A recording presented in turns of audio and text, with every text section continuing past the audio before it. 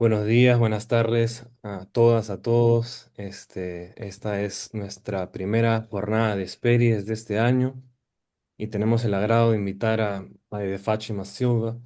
Ella es profesora catedrática jubilada del Instituto de Estudios Clásicos de la Facultad de Letras de la Universidad de Coimbra. Como docente e investigadora, se ha centrado en los estudios griegos, con preferencia por el teatro, tragedia y comedia, la historiografía, los textos científicos y más recientemente los estudios de recepción. Ha traducido a varios autores con estudios y comentarios: Aristófanes, Menandro, Eurípides, Heródoto, Aristóteles, Teofrasto y recientemente Pausanias. La presentación se titula Telefo grego e bárbaro, un paradoxo de identidade, Telefo griego y bárbaro, una paradoja de identidad. Y el resumen de la presentación es la siguiente. Existen numerosos testimonios que dan fe de la enorme popularidad del mito de Telefo entre los poetas trágicos, con especial relevancia para la versión de Eurípides, de la que se han conservado algunos fragmentos. Su propósito será explorar testimonios y fragmentos, destacando el tratamiento paradójico que la figura del rey de Misia, un gobernante griego sobre bárbaros, permitió al tema del conflicto cultural. Al mismo tiempo, considerará algunos de los elementos que caracterizan las preferencias del poeta de Salamina: el disfraz, el discurso, el agón, el chantaje, el reconocimiento. Así que cedo la palabra a María de Fátima. Ella va a estar presentando en portugués. Aquí no hay un tratado de Tordesillas, no hay separación entre español y portugués, todo está mezclado. Así que eh, bienvenida, María de Fátima, y te cedo el micrófono. Muchísimas gracias. Entonces, un saludo a los hablantes de español. Muchísimas gracias a los organizadores de Espérides por esta invitación. Y es con todo el gusto del mundo que participo y encuentro amigos de otras ocasiones. Como Brian ha dicho, está previsto que hablaré en portugués, esperando que el texto que voy a pasar, que voy a compartir con vosotros, pueda de alguna manera apoyar a aqueles que têm el português como uma língua menos familiar. Muito bem, pois então, como o Brian já disse, o meu tema básico, ou seja, há um mito que eu vou tomar como modelo da minha reflexão, o mito de Telfo, que vai suportar uma conversa sobre um grande tema da literatura grega antiga, essencialmente da tragédia, que é o tema grego bárbaro, ou seja, a convivência por oposição a vários níveis entre gregos e não gregos. E eu diria só assim, muito rapidamente, à laia de introdução, que esse convívio, sempre um pouco difícil entre gregos e não gregos, se exprimiu de duas maneiras, uma forma, digamos, muito radical, estabelecendo uma oposição entre uns e outros, ou seja, como se a distância geográfica justificasse um conflito de mentalidades e de culturas, sendo que os bárbaros naturalmente falam uma língua que não se entende, e atrás dessa incompreensão vem também um distanciamento do ponto de vista cultural. E depois, como iremos ver, este princípio tão extremo foi sofrendo uma evolução no sentido de se entender grego e bárbaro, afinal, como simples versões de uma mesma humanidade, cujos comportamentos eventualmente distintos são mais justificáveis pelas circunstâncias da vida do que propriamente por conflitos de natureza cultural. Mas eu diria este é um grande tema que obedece a uma determinada convenção, e sobre essa convenção cada poeta vai dando o seu contributo original. É nesse sentido que eu me proponho convosco passar em revista o que se passa com o Telfo de Eurípides em concreto.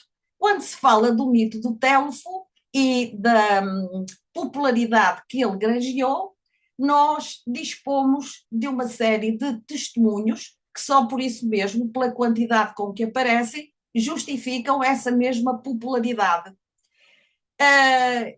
Faço questão de vos identificar alguns desses testemunhos, justamente porque eles são uma contribuição para nós entendermos aquilo que também é, no fim de contas, o meu principal objeto de estudo, ou seja, os fragmentos conservados dessa peça de Eurípides, que em si mesmos podem ser razoavelmente ambíguos ou difíceis de interpretar e que ganham de alguma maneira um sentido novo se nós os contextualizarmos com esses diferentes testemunhos. A documentar a popularidade deste motivo na tragédia grega, eu diria que os três grandes nomes da tragédia, Ésquilo, Sófocles e Eurípides, todos eles dedicaram ao mito de Télufo não apenas uma, mas várias tragédias. Repare-se assim que Ésquilo dedicou-lhe duas tragédias, intituladas Mísios e Télufo. Como podem ver, a quantidade de fragmentos conservados de uma e de outra é bastante escassa.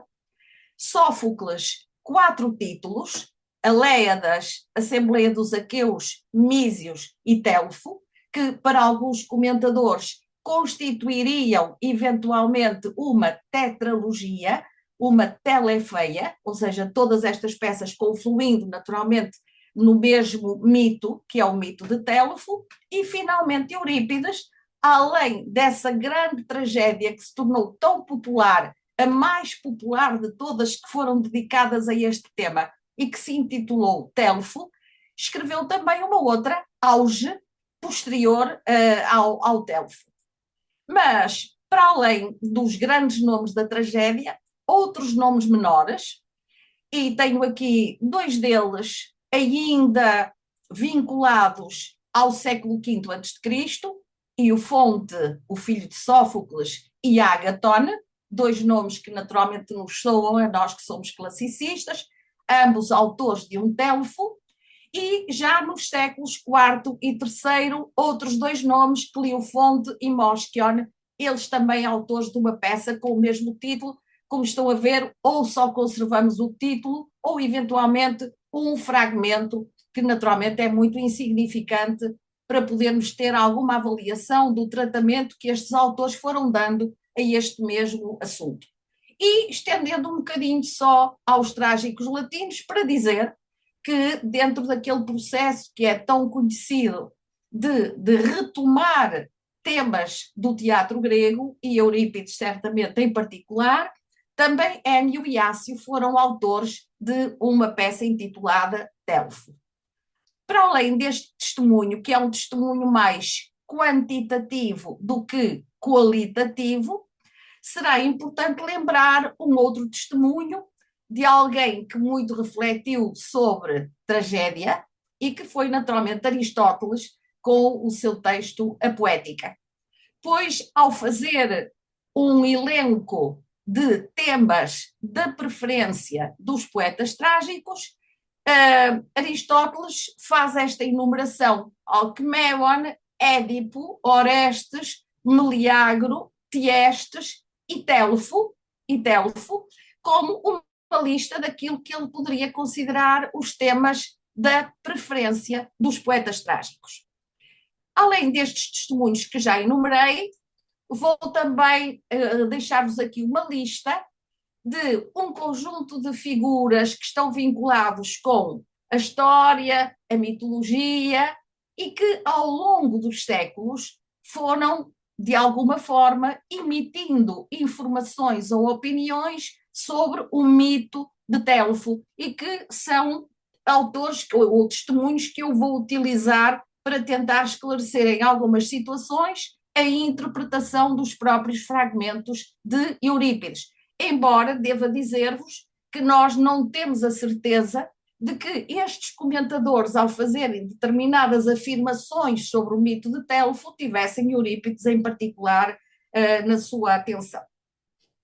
The last but not the least, deixei para o fim aquele que é com certeza o testemunho para nós mais significativo do Télufo de Eurípides e que é um contemporâneo do poeta, de nome Aristófanes, naturalmente o bem conhecido comediógrafo, que repetidamente nas suas comédias faz caricaturas mais ou menos extensas do Télufo de Eurípides dando-nos assim a ideia de que de todas as peças que se foram somando sobre este mito, esta foi a que colheu a melhor atenção do público.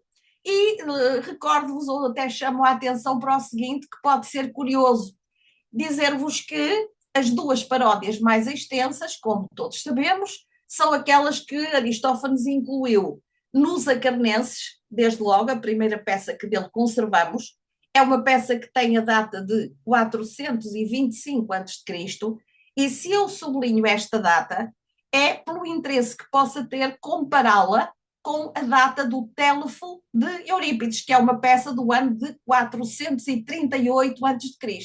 Isto quer dizer que quando nos Acarnenses Aristófanes fez uma paródia extensa da tragédia de Eurípides, já tinham passado 13 anos sobre essa produção de Eurípides, o que significa que o eco dessa tragédia foi muito para além do imediato. 13 anos depois, o poeta cómico ainda conseguia fazer uma boa paródia, digamos, uma paródia de interesse para o seu público. O que se diria, ou o que se dirá, da outra grande paródia, que está contida na peça, na comédia que se intitula Tesmofórias, as mulheres que celebram as Tesmofórias, desta vez uma peça de 411, o que quer dizer 27 anos de distância relativamente à peça de Eurípides. É notável esta memória, diria eu, que o público ateniense tinha da peça de Eurípides, que permitia com sucesso a Aristófanes fazer a tão grande distância este tipo de paródias. Aqui nesta informação estão ainda mencionadas duas outras comédias, Nuvens e Rãs, onde as menções são feitas de uma forma muito mais discreta e passageira do que aquelas paródias longas que se encontram nos Acarnenses nas mulheres que celebram as Tesmofórias. Bom, posto isto, postas estas diferentes menções, portanto, este contexto, digamos assim, fervilhante de interesse em volta do mito de Téléfo na tragédia grega, a pergunta que se impõe é que características tão particulares teria a peça de Eurípides para, no meio desta produção, ela ter sido verdadeiramente marcante, porque mais do que nenhuma outra foi sobre ela que incidiu a atenção geral, como vimos, não é verdade? E a atenção de Aristófanes em particular. Para servir, desde logo, ao meu objetivo, que é aquele que irá sublinhar a dupla personalidade de Téléfo comprometida com origem grega e, de alguma forma, uma identidade asiática, digamos assim, grego e bárbaro numa só pessoa, é uma forma de entender a questão grego-bárbaro de uma maneira muito específica. Eu dir-vos-ia, passando um bocadinho em revista, a identidade de Téléfo, que há unanimidade no que diz respeito à sua origem, ao seu ascendente familiar. Quem era finalmente este Téléfo? Pois este Téléfo era o fruto, o produto de uma relação clandestina entre o herói Héracles e uma princesa da Arcádia de nome Auge, filha do rei da cidade de Tégia, de nome Aleu. Digamos que aqui, enumerei aqui o conjunto de testemunhos que se pronunciam sobre esta questão, dos parentes, dos pais, dos progenitores de Téléfo, e nessa perspectiva circunscrita, não há propriamente grandes hesitações. Assim, já não é sobre a questão de que destino dar a esta criança que nasceu clandestina. Por este clandestina, eu talvez acrescentasse a ideia de indesejada por alguém. Nós conhecemos na tragédia grega e no mito em geral situações em que há uma criança que realmente vive esta dificuldade de não ser bem-vinda por alguma razão, inclusivamente dentro do círculo familiar. E por isso, o ponto que eu iria desenvolver a seguir tem a ver com a ideia de que destino se deu a esta criança, ou se procurou dar a esta criança. E vou, em primeiro lugar, valer-me do testemunho de Pausânias, justamente, que no seu livro oitavo, que dedica à Arcádia, refere, entre as tradições da Arcádia, naturalmente o mito de Telfo. E explica-nos o seguinte, dentro de uma versão que corria em Tégia, a cidade de origem de Auge, a mãe de Telfo. Diz Pausânias, Auge deu à luz no desconhecimento do pai e expôs Telfo no Monte Parténio. Foi então que uma corça amamentou a criança abandonada. Eu diria, esta é uma situação que não é exclusiva do mito de Telfo, se nós pensarmos em outros mitos célebres, como por exemplo de Édipo, a ideia de que uma criança indesejada é exposta pelos pais, esperando-se que a natureza, no seu estado mais selvático, a elimine. Ora, Pausanias recorda da projeção que este mito tinha na Arcádia, dizendo-nos, por exemplo, que no Monte Parténio havia um culto dedicado a Telfo, e fazendo de Telfo alguém cuja determinação e força marcava a sua descendência a partir do grande herói que era Héracles, considerando, e isto também é importante, que este é um herói determinado, bom lutador, diria eu, que honra a memória e o ascendente paterno que vai bater na figura de Héracles. Ora bom, segunda hipótese para eliminar esta criança é ainda Pausânias, que nos diz que Aleu, ou seja, o pai de Auge, o avô da criança, meteu mãe e filho numa cesta e atirou-os ao mar. A cesta foi dar ao território de Teutras, um homem poderoso, na planície do Caico, e esse homem Teutras, apaixonado por Auge, desposou-a. Ora, o que é que eu gostaria de sublinhar deste testemunho de Pausânias? Gostaria de sublinhar a ideia de que já não há abandono da criança no monte, mas há um destino comum que mãe e filho partilham.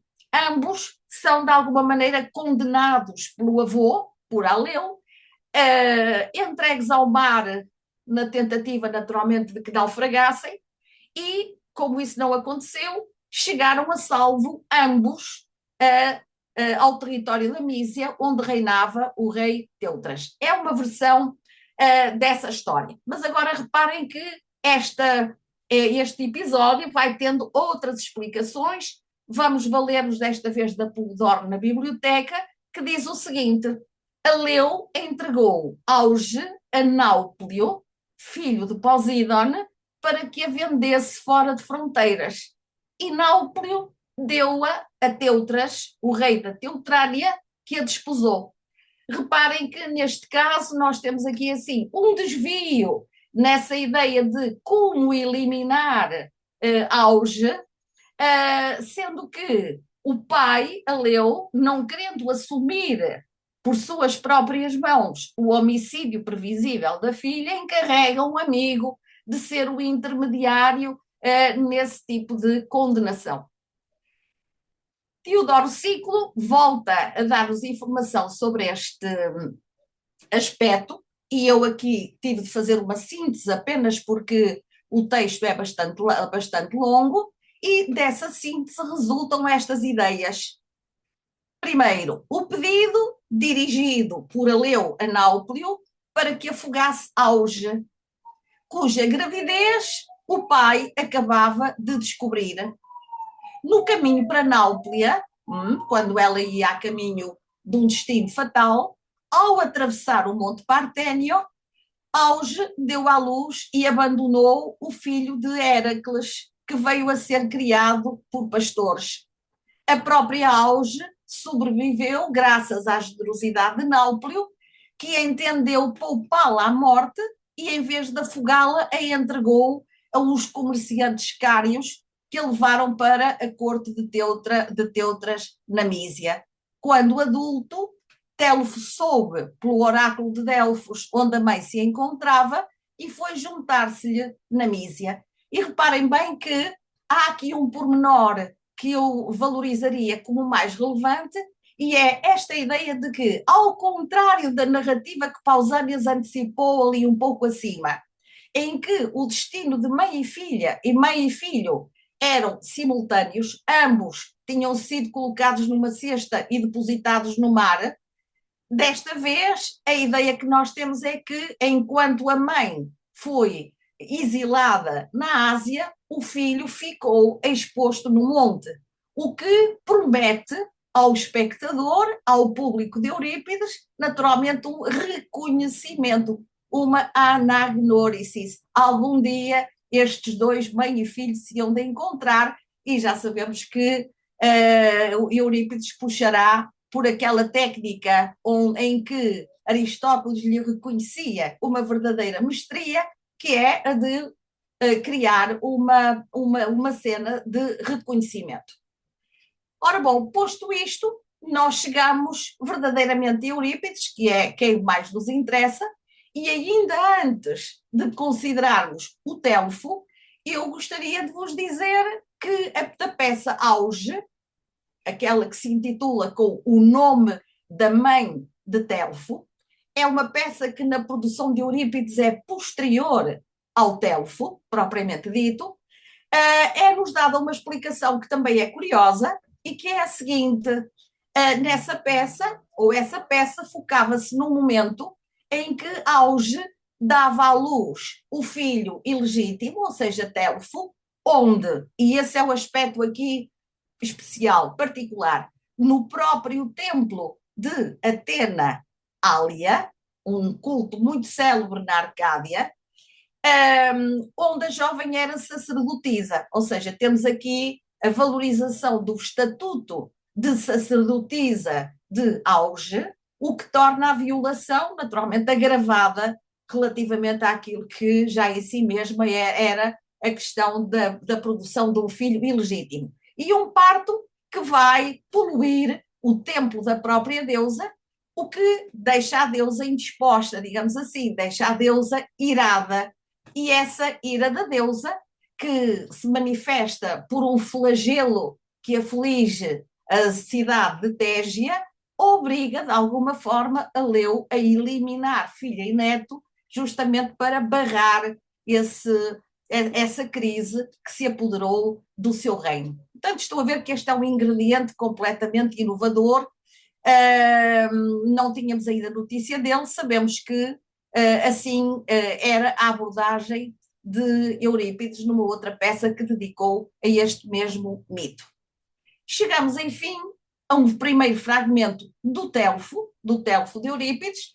Este primeiro fragmento, de que aqui vos reproduzo 12 versos, corresponde à abertura do Telfo. Ora, o que é que eu gostaria de vos dizer? O que eu gostaria de vos dizer aqui, assim, como um ponto de ordem, é que a produção Telfo de Eurípides estava muito longe de estar sozinha no terreno. E certamente Eurípides contava, à altura da composição desta tragédia, já com um património de versões diversas, perante as quais ele tomou algumas posições. Diria eu, posições tão inovadoras que realmente justificam a popularidade particular que a sua produção teve nesta medida. Ora, o que é que o espectador vê na abertura do Telfo de Eurípides? A prioridade é dada, no uso da palavra, ao próprio Telfo. Mas eu diria, nós, leitores dos fragmentos, estamos confinados à ideia da palavra, o que é que dizia Telfo na abertura da peça. Mas o espectador, melhor apetrechado do que nós, tinha também a imagem. E a imagem era a imagem de um mendigo, ou seja, o homem que pronunciava este monólogo de abertura era alguém que se identifica como grego. Nós já vimos por todos os testemunhos anteriores esta oscilação de alguém que, sendo filho de gregos, por determinado tipo de motivos, acaba integrando-se num mundo asiático, E agora, de alguma forma, temos esse imigrante, se quiserem assim, para usarmos uma palavra que neste momento está nas bocas do mundo, esse imigrante, alguém que saiu por questões, por dificuldades várias da sua terra natal, a Arcádia, neste momento regressa. E essas palavras que ele pronuncia são palavras que o identificam como um grego que retorna à sua terra de origem. Vou ler as palavras de Telfo: ó terra pátria que Pélope delimitou, eu te saúdo a ti e a ti, Pã, que habitas o maciço e invernoso da Arcádia, onde me orgulho de ter nascido. Pois Auge, filha de Aleu, de Héracles de Tirinte, me deu à luz em segredo. Reconheço o monte Parténio, onde Elitia, das dores do parto, libertou a minha mãe e onde eu nasci. Estão a ver que até agora nós estamos perfeitamente diante da convenção geral. Não há aqui grande novidade. Isto é o património que Eurípides herdou, conhecia na altura de compor a sua tragédia. E de tal forma estava seguro do conhecimento que o público tinha dessas produções anteriores, que o próprio Telfo pode dizer o seguinte: muitos foram os males que suportei, mas vou encurtar a minha história, justamente porque há uma série de pormenores que não vale a pena repetir, porque o público já os conhece bem desses outros tratamentos. E continua depois Telfo: vim para a planície da Mísia, onde encontrei a minha mãe e me estabeleci. O poder entregou-me Teutras da Mísia. Telfo é o nome que me dão os cidadãos da terra mísia por à distância de casa me ter vindo instalar. Fica, portanto, aqui já prevista esta dupla identidade, que significa a soma de uma origem verdadeira, que é aquela que identifica Telfo como um grego, é nessa qualidade que ele fala no início da peça, mas ao mesmo tempo de alguém que, por balbúrdio da sorte, por contingências do destino, a certa altura, como que assumiu uma outra identidade, a identidade de um mísio, a identidade de um asiático, grego e bárbaro reunido numa mesma pessoa. Não deixo também de sublinhar este pormenor interessante que ocorre várias vezes nas peças de Eurípides e que é a exploração etimológica do nome da personagem, Telfo. Ele diz: Telfo é o nome que me dão os cidadãos da terra mísia por à distância de casa me ter vindo instalar. O que está por trás deste nome, segundo esta versão etimológica, é o advérbio grego tele, que significa justamente à distância, de modo longínquo, que seria como que uma justificação, digamos, o nome que melhor convinha a alguém que se encontrava distante da sua terra natal. Importante, chamaria eu só aqui a atenção, esta ideia de que esta imagem associada às palavras, a imagem de um mendigo, marca a personagem que aparece assim caracterizada como uma vítima da decadência humana em toda a sua universalidade. Digamos, um mendigo não é grego nem é bárbaro, é um homem, é um ser humano em sofrimento. De alguma forma, digamos que os farrapos de mendigo neutralizam um pouco a origem, a identidade, a proveniência do herói.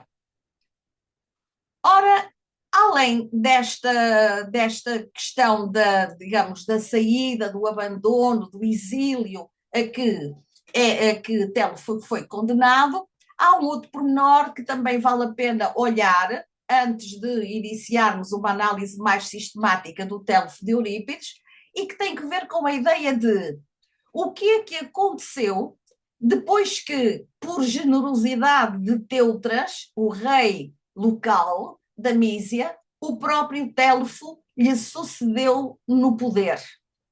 E, para cúmulo do azar, diria eu, enfim, em função de um destino que ele não controlou, eis que, de repente, a Mísia se vê invadida pelos aqueus a caminho de Troia, obedecendo a uma tradição que dizia que antes verdadeiramente da campanha contra Troia, que desfechou na ruína da cidade de Príamo, e que é naturalmente o grande motivo que alimenta a Ilíada e muitos outros textos do ciclo épico, teria havido, segundo uma certa tradição, uma campanha anterior. Ouçamos o que diz, por exemplo, Apolodoro, esclarecendo as condições dessa campanha anterior. Ele diz: na ignorância da rota para Troia, isto é, sem saberem muito bem qual o caminho a percorrer, os gregos aportaram a Mísia e saquearam-na, convencidos de que se tratava de Troia. Um erro fatal. Telfo, o rei dos Mísios, ao ver o seu território dilapidado, armou o povo e perseguiu os gregos até aos navios, matando muitos deles. Mas quando Aquiles lhe surgiu diante, não lhe fez frente e fugiu. Na fuga, enliou-se numa cepa, numa videira, e foi ferido na coxa por um golpe de lança. Os gregos deixaram a Mísia e partiram.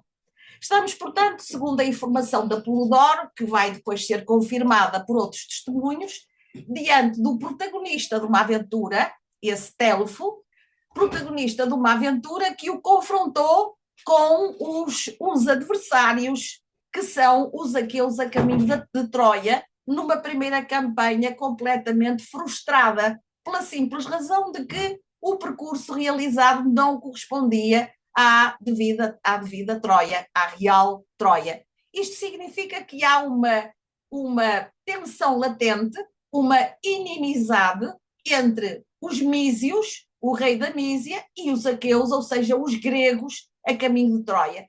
Parece à primeira vista que, ou pelo menos na perspectiva dos gregos, que estamos em dois campos distintos, bárbaros de um lado, gregos do outro.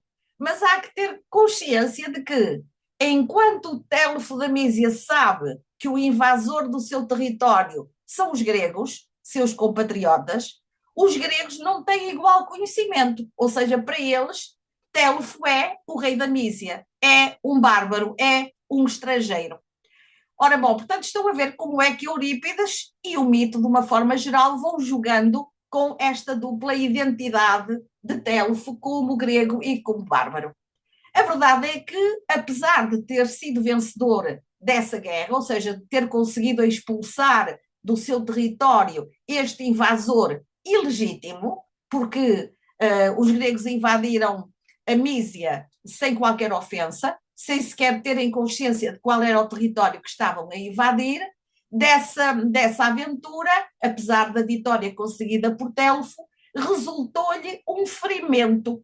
E esse ferimento vai ser, de alguma forma, uma espécie de sinal de identidade, porque é para curar esse ferimento que Telfo virá a ter oportunidade de se confrontar com os seus compatriotas, os aqueus, e, de alguma maneira, de recuperar a partir deles a saúde.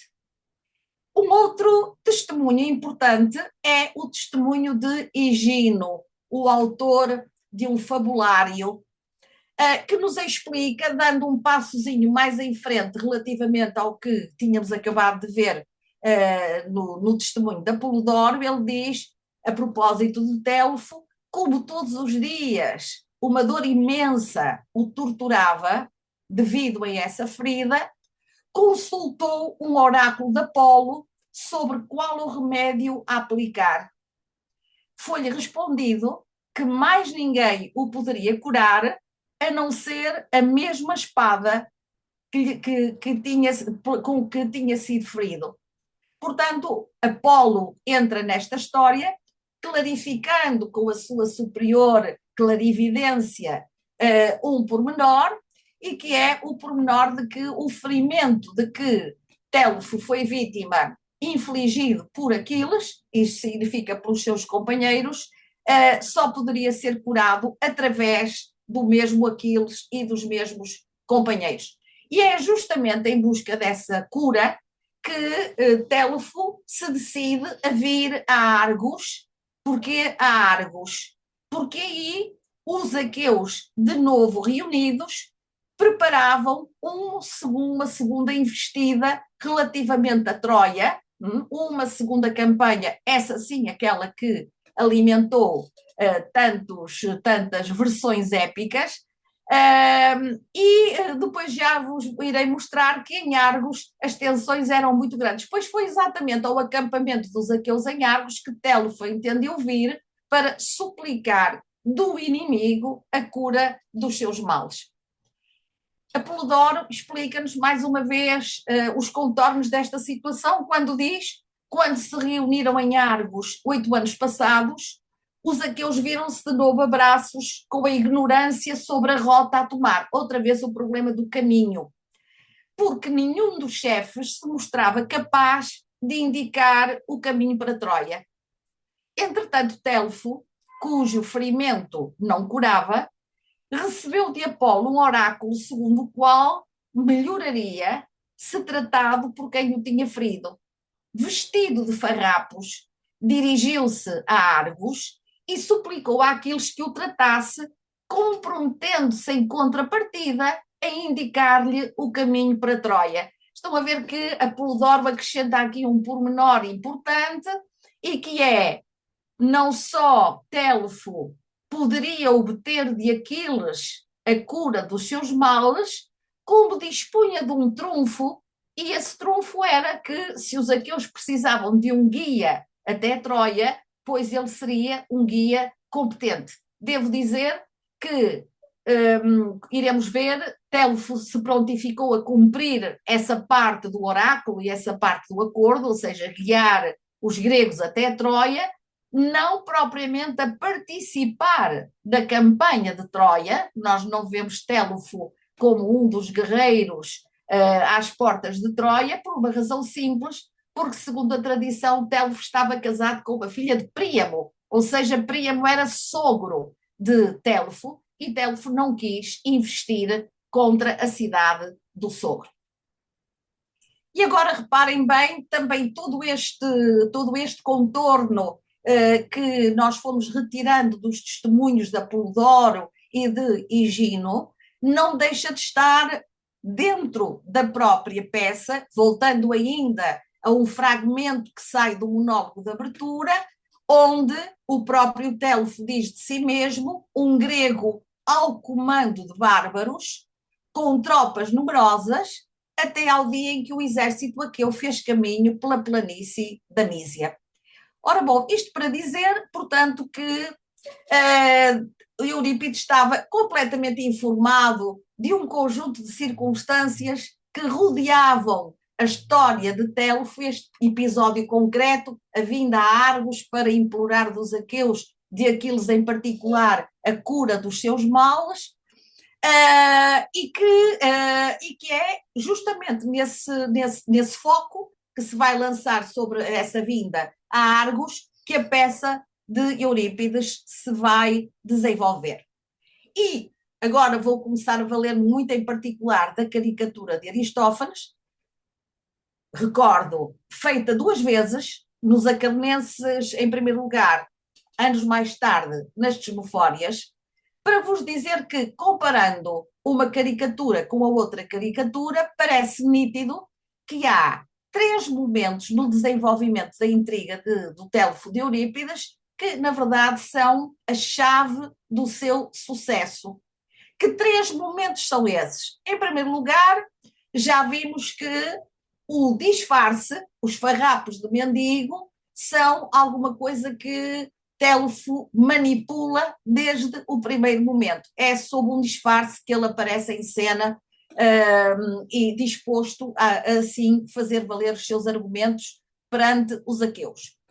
Além do disfarce, segundo motivo muito característico da versão de Eurípides, o discurso de Telfo em defesa do inimigo, ou seja, perante os gregos que tiveram na Mísia uma enorme derrota, Telfo vem agora fazer a defesa da legitimidade do rei da Mísia em defender o seu território perante um invasor ilegítimo.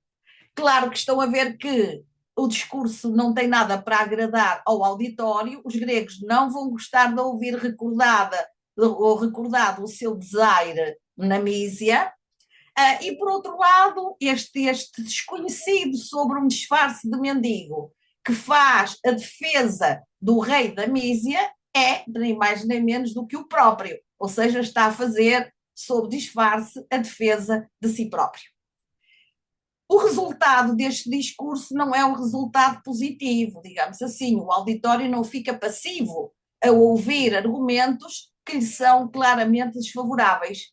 E por isso, o tom da conversa, digamos, o conflito latente entre o orador e o auditório, vai chegar a um ponto em que Telfo se sente em risco de vida. E é neste momento que ele passa da argumentação do discurso à ação. E a ação, que é a ação? A ação passa pelo rapto de uma criança, no caso Orestes, o filho de Agamemnon, ainda menino, que Telfo ameaça de morte, naturalmente convencendo com este argumento tão forte os aqueus a apaziguarem a sua ira e, enfim, a darem-lhe uma tolerância. Estes são os três grandes motivos: o motivo do disfarce, o motivo do discurso e o motivo da chantagem sobre Orestes, que, na verdade, parecem conter muito do que é a novidade do Telfo de Eurípides. Se não, vejamos, analisando um pouquinho cada um destes trâmites em particular e, naturalmente, começando pelo disfarce. Aquilo que nós julgamos saber com alguma certeza é que esta ideia de disfarçar o seu protagonista era a primeira grande inovação de Eurípides. E essa estava patente desde o primeiro momento, porque, como vimos, ao pronunciar o monólogo de abertura, recém-chegado a Argos, Telfo já aparecia como um mendigo. Sabemos que nem Ésquilo, no seu Telfo, nem Sófocles, na peça que intitulou Assembleia dos Aqueus, uma e outra anteriores ao Telfo de Eurípides, se tinham valido deste subterfúgio. A ideia não era fazer valer o que estava por trás desse disfarce. Em primeiro lugar, aquele jogo que nós estamos já acostumados a ver na tragédia de Eurípides entre verdade e aparência. Basta que lembremos a Helena de Eurípides, que é uma peça, digamos, de clonagem, para percebermos como Eurípides, como um verdadeiro sofista, joga com estas duas realidades, digamos assim, a verdade e a aparência. Por outro lado, temos já também uma outra ideia que me parece importante e que é, nesta mesma figura, alguém que detém a capacidade de argumentar como um verdadeiro sofista, ou seja, o grego, ao mesmo tempo que se distancia daquilo que nós consideraríamos, olhando também para a convenção, a ingenuidade de um bárbaro, se pensarmos no caso do faraó do Egito, Teoclímono, na peça intitulada Helena, ou Toas, o rei dos Tauros, na peça intitulada Ifigénia entre os Tauros. Aí o bárbaro normalmente é o enganado. Ora, nós aqui temos um bárbaro que afinal não é bárbaro, que tem a habilidade de se disfarçar em mendigo e que, disfarçado de mendigo, tem a capacidade de fazer um discurso persuasivo e convincente, bem à maneira dos sofistas. Julgo que fica claro para todos nós esta interação entre as duas identidades que se sobrepõem numa mesma figura. Reparem, só lembrando algumas palavras de Telfo, da peça de Eurípides, que justamente explora o efeito causado pelos farrapos. Ou seja, Eurípides não se dá por satisfeito com a imagem, mas sempre que possível usa palavras do protagonista justamente para valorizar o efeito dessa imagem. Como seja, por exemplo, o fragmento 697, onde o próprio diz: com o corpo envolto em farrapos de mendigo, uma proteção contra a minha sorte. Eu gostaria de pôr aqui já em evidência um aspecto, e que é, se nós pensarmos num padrão, num paradigma de herói capaz de usar do disfarce e hábil na palavra, parece que estas duas características nos levam a pensar imediatamente naquele que é o padrão deste mesmo projeto e que é Ulisses. Ulisses é aquele herói que tem sobejas oportunidades de se disfarçar para salvar a pele, não é? Enfim, para sobreviver. E, por outro lado, também sabemos bem que é o diplomata, aquele que manipula o discurso. Ora, será extremamente importante nós lembrarmos esta afinidade, porque, como iremos ver um pouquinho mais à frente, Ulisses era personagem do Télufo de Eurípides. Ou seja, isso cria uma espécie de situação em que o modelo, o paradigma e uma outra versão, ou seja, Ulisses e Télufo, de repente se confrontam frente a frente e em que Telo funciona na peça assim como uma espécie de discípulo de Ulisses, um discípulo bem-sucedido que sabe replicar as técnicas, os estratagemas do mestre nessa matéria que é o rei de Ítaca. Gostava também de lembrar aqui, certamente todos também terão presente esta ideia, a ideia de que da paródia que Aristófanes faz nos Acarnenses está bem dimensionada o uso do disfarce pelo Télufo euripidiano. Na verdade, o protagonista dessa comédia, Diciópolis, o cidadão justo, na verdade, o cidadão justo, é o pacifista que se impõe contra a vontade coletiva, ou seja, enquanto atenienses e lacedemónios pareciam apostados em continuar o conflito que se deu na história por o nome de Guerra do Peloponeso, nesta sua primeira comédia que chegou até nós, Aristófanes lança em cena um cidadão ateniense que tem a ousadia de negociar a paz só para ele. O que naturalmente indispõe aqueles que entendem valorizar a guerra, como seja, no caso da peça, o coro dos carvoeiros de Acarnas, que, maltratados nos seus campos, veem com maus olhos a falta de oportunidade de se vingarem contra o inimigo invasor, ou seja, os lacedemónios. De alguma forma, o herói da comédia vê-se numa situação semelhante à do Télufo de Eurípides, que é a de defender, diante de um auditório hostil, a sua tomada de posição, digamos, a legitimidade de ter feito paz só para ele. E exatamente reconhecendo a dificuldade, antes de fazer o discurso para argumentar em favor da sua tese, ele vai à casa de Eurípides pedir-lhe algumas ferramentas indispensáveis. E como principal ferramenta, os trapos do Télufo. Ficamos nós a saber por Aristófanes alguma coisa muito interessante. Eu diria que farrapos na cena de Eurípides eram inúmeros. O próprio Eurípides, disposto generosamente a emprestar os farrapos que o visitante lhe pedia, não sabe muito bem quais são os farrapos que ele pretende e, olhando para o guarda-roupa dos farrapos, vai enumerando aqueles que foram os trajos de uma série de heróis das suas tragédias, até chegar ao clímax, até chegar ao máximo. E o máximo é quem? Ah, já sei quem é. Télufo da Mísia. Coxo, pedincha, palavroso, danado para falar. Ou seja, na verdade, dentro da caricatura que Aristófanes faz, dos heróis mendigos de Eurípides, Télufo teria sido aquele que levou ao cúmulo a atuação e a caracterização desse tipo de figura. Ora bom, para terminar esta questão do disfarce, eu apenas lembraria ainda o testemunho de um fragmento da peça, onde o próprio Télefo, dirigindo-se a si mesmo, falando a si próprio com os seus botões, diz: tenho de parecer um mendigo, ser quem sou, sem parecer sê-lo. Este verso Ein ein ben hosper em mi fainesta de me é um daqueles versos ambíguos em que o teatro de Eurípides é fértil, que tem justamente a ver com as contradições que podem existir entre verdade e aparência. Passemos então ao discurso. Passemos ao discurso como um segundo tópico que muito agradou a Aristófanes.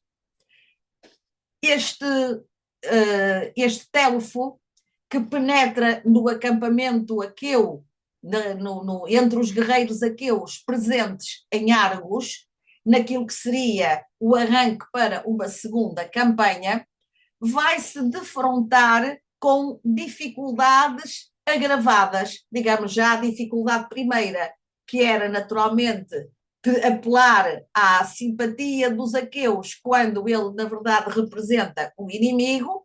Ainda temos um outro elemento muito importante e interessante que tem a ver com aquilo que constituiria na peça um determinado episódio onde intervinham os dois Atridas, Agamemnon e Menelau. E este episódio, ao que parece, de acordo com, enfim, os testemunhos de que dispomos, de alguma forma replicava cenas como aquelas que nós conhecemos da personalidade de Agamemnon na Écuba e, muito em particular, na personalidade de Agamemnon na Ifigénia em Aulis. O que é que eu quero dizer com esses traços comuns nestas duas tragédias? Um Agamemnon que, apesar de estar investido da super autoridade sobre o exército, não é um homem de coluna vertebral muito firme, é alguém muito hesitante, é alguém assustado, alguém que tem dificuldade em tomar decisões, e essa também seria a sua personalidade mais marcada no caso do Télefo. Isto é, se Agamemnon estava confrontado com pressões para fazer avançar a campanha, desde logo de Menelau, que naturalmente vivia a pensar em recuperar Helena, por outro lado, ele próprio em si mesmo tinha todas as razões para estar assustado, justamente pela frustração e pelo insucesso de uma primeira tentativa, agora que finalmente chegar a Troia se mostrava tão difícil como no início, porque os aqueus desconheciam o caminho. Pois é justamente no meio destas tensões todas que Télefo é convidado a argumentar em favor do inimigo, o rei da Mísia. A julgar pelos acarnenses e também por alguns dos fragmentos de Eurípides, não vamos dizer que o temor, a insegurança, de alguma forma se não apoderou do filho de Héracles, ou seja, perante o contexto difícil e adverso, ele faz numerosos apelos a si próprio, à sua coragem, de que os acarnenses são um testemunho, mas reparem, também os fragmentos de Eurípides dão noção daquilo que funcionaria como uma espécie de preâmbulo desse discurso. Vejamos, por exemplo, um apelo a Febo Apolo, afinal o deus que lhe desvendou como é que poderia obter a cura, não é? Ó Febo Apolo, deus da Lícia, o que é que pensas fazer de mim? Ou reparem, sofrer uma necessidade para quem sofrer é uma necessidade para quem se propõe o sucesso, ou ainda ousa, diz ele a si próprio, mesmo se os deuses te confrontam com uma prova dura. Claro que, apanhado na necessidade, Télefo não tem outra solução que não seja, apesar do contexto adverso, de avançar com o discurso. E agora, reparem bem, estes versos são muito conhecidos, seriam a abertura do discurso de Télefo perante os aqueus, são de alguma forma reproduzidos com algumas distorções irónicas por Aristófanes nos Acarnenses, em que, dirigindo-se ao auditório, Télefo começa com uma captatio nestas palavras: não me levem a mal, chefes supremos dos gregos, se eu, um mendigo, me atrevo a falar entre gente grada. Reparem bem que Telfo não valoriza, neste apelo ao auditório, identidades contrastantes, ou seja, não fala nem de ser grego, nem de ser bárbaro, nem da origem do auditório, fala sim de um status social. Eu, o mendigo, isto é, vai tirar partido do disfarce que adotou perante aqueles que são os chefes dos inimigos. Ora, o fragmento 704 tem estas simples palavras, Telfo da Mísia. Como é que nós somos levados a interpretar estas palavras, entendendo que a certa altura, no seu discurso, Telfo disfarçado deixa cair o nome do inimigo, Telfo da Mísia.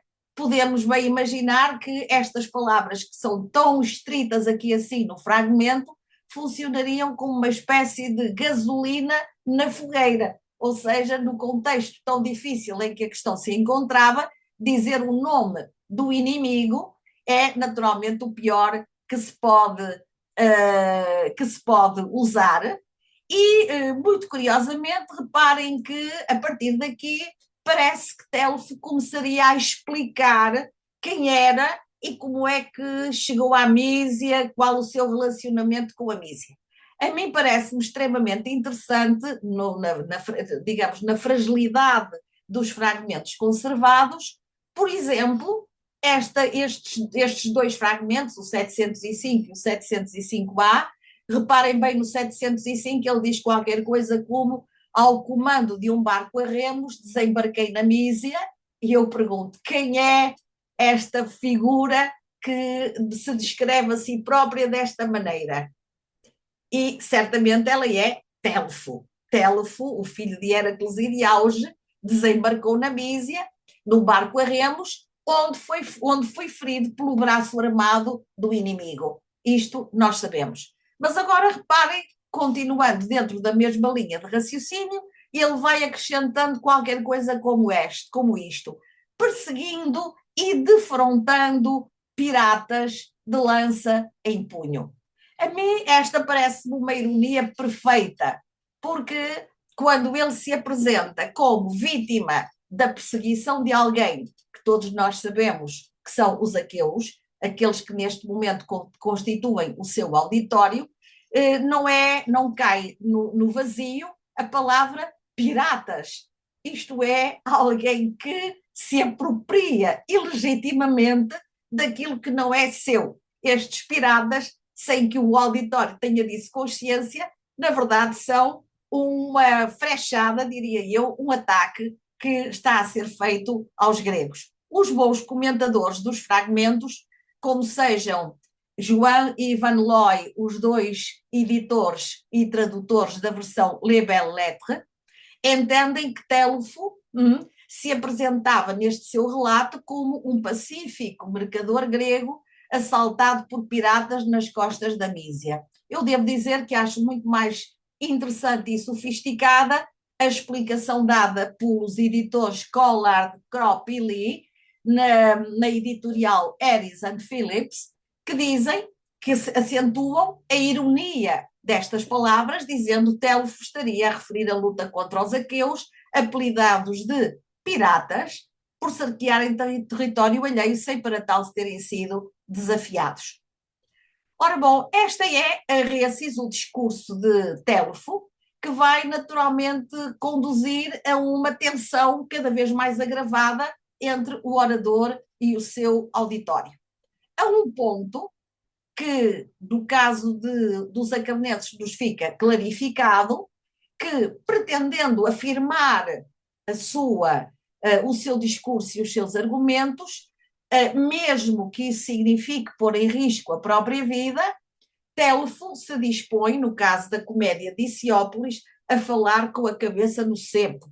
Todos nós que conhecemos os acabenenses sabemos a que é que ele está a referir, desafiando um auditório difícil, como os carvoeiros da Carnas, a ouvirem quem quer queiram, quer não, com a cabeça no cepo. Pois em Eurípides, Telfo diria a Agamemnon, nem mesmo que alguém de machado em punho se preparasse para me arremeter contra o pescoço, eu me iria calar, porque é justo o argumento que tenho a contrapor. Ora bom, estamos a imaginar que estas, quase eu diria bravatas, digamos, palavras de convicção de Télefo, só tendem a agravar cada vez mais o clima de animosidade entre o orador e o auditório. E muito mais quando progressivamente Télefo vai fazendo a defesa do inimigo. Reparem, com argumentos como, por exemplo, estes, e vejam bem que os fragmentos conservados de Eurípides são versos dos acarnenses. Agradeçamos a Aristófanes ter-nos fornecido a maior parte dos fragmentos que identificam o Télefo. Dizia ele, a certa altura, alguém poderá dizer, não era preciso tanto. E nós, para entendermos estas palavras, naturalmente vamos nos valer da paródia, onde nos Acarnenses, verso 509, Diciópolis diz: também eu tenho um ódio tremendo pelos lacedemónios, ou seja, de alguma forma o orador põe-se do lado do auditório para tentar criar uma empatia entre uns e outros. Nestes Mefórias ele também vai dizer alguma coisa como também eu odeio esse sujeito. Portanto, mas depois para concluir numa peça e na outra, numa peça cómica e na outra, bem, mas já agora que estamos aqui entre nós sozinhos, estamos entre amigos, eu posso dizer aquilo que realmente entendo e me passa pela cabeça. Bom, para termos também a ideia do progresso do discurso, vamos vendo que se passa da empatia ao desafio, ou seja, estes fragmentos dão-nos as tonalidades diversas do discurso de Télefo. Uma pergunta que ele coloca ao seu auditório: ficavam sentados em casa? Não, não faltava mais nada, isto é, se em vez de ser o inimigo a ver o seu território invadido, fossem os gregos a ver o seu próprio território invadido, o que é que fariam? Ficariam passivos? Naturalmente, com este argumento, ele está a defender a legitimidade que os mísios tiveram de se defenderem. E o Télefo não, pensamos nós, evidentemente, o Télefo faria justamente a mesma coisa que os gregos na situação. E depois ainda ficamos furiosos quando não recebemos em troca mais do que o mal que fizemos. Estão a ver que nós vamos por um caminho que de forma alguma é favorável a Télefo. Era como se ele tivesse perdido um pouco os limites e estivesse disposto a tudo perante a situação radical em que se encontrava. Bom, a certa altura, abrevio um pouco porque vejo que o tempo vai passando, a certa altura nós percebemos que, de repente, por alguma razão que nos escapa, alguém vem dar sinal de que há notícia de que Télefo se infiltrou no acampamento. Isto nas comédias também existe, e muito claramente existe, vou avançar um pouco, existe no caso do verdadeiro Télefo. Alguém vem dizer. Esse alguém vem dizer significa que a vida de Télefo cada vez mais se encontra em risco. E nós até percebemos que provavelmente o auditório começava a ter, perante o discurso que ouviu, uma reação dúplice. Ou seja, se havia alguns, como por exemplo Agamemnon, sempre numa atitude de conciliação, digamos, de fraqueza, poderia até de alguma forma manifestar alguma compreensão pelo desconhecido mendigo que se dirigia aos aqueus. Por outro lado, outros, entre eles Ulisses, seriam aqueles que se enfureciam à ideia dos argumentos utilizados em favor do inimigo. Haveria uma cena em que Ulisses e Télefo se encontravam frente a frente. E aquilo que podia parecer um confronto entre dois estranhos, um bárbaro e um grego, era finalmente um cúmulo de afinidades, porque tanto Télefo como Ulisses são dois gregos e, na verdade, além disso, uma espécie de imagem, projeção um do outro. E reparem que o coro de Eurípides não deixaria de sublinhar esta afinidade com estas palavras: Ulisses não é o único habilidoso. A necessidade ensina, mesmo a quem é lento a aprender, a ser esperto. E, na verdade, os adjetivos que são utilizados, raimulos, habilidoso, e sopfos, digamos, esperto, listo, tanto servem a Télufo como serviram a Ulisses. Ora bom, vamos avançar um bocadinho para dizer que um desconhecido que penetrou dentro do acampamento aqueu, que foi denunciado, naturalmente que nos avizinha daquilo que é, sem qualquer dúvida, o reconhecimento. Reconhecimento esse que não é pacífico, ou seja, o reconhecimento normalmente é uma cena que aproxima aqueles que são os elementos que finalmente se reencontram depois de longa ausência. Aqui neste caso que nós não temos uma aproximação, isto é, o facto do desconhecido ser finalmente identificado como Télufo, o rei da Mísia, digamos assim, o inimigo em carne e osso, só vem finalmente colocar em superlativo o perigo em que se encontra esta figura. Há uma cena que nós não conseguimos delinear, porque os fragmentos e os testemunhos não nos permitem, mas que de alguma forma deixa clara uma conivência entre Télufo, o estranho, e Clitemnestra. Ou seja, de alguma forma, Clitemnestra é uma agente aliada deste inimigo ao colocar suficientemente vulnerável Orestes, criança. Ou seja, é dos braços da mãe que Telfo tem a oportunidade de raptar Orestes e de com ele ameaçar de morte e, portanto, conquistar pela força aquilo que pelo poder da palavra não tinha conseguido, ou seja, a simpatia ou a tolerância do seu auditório.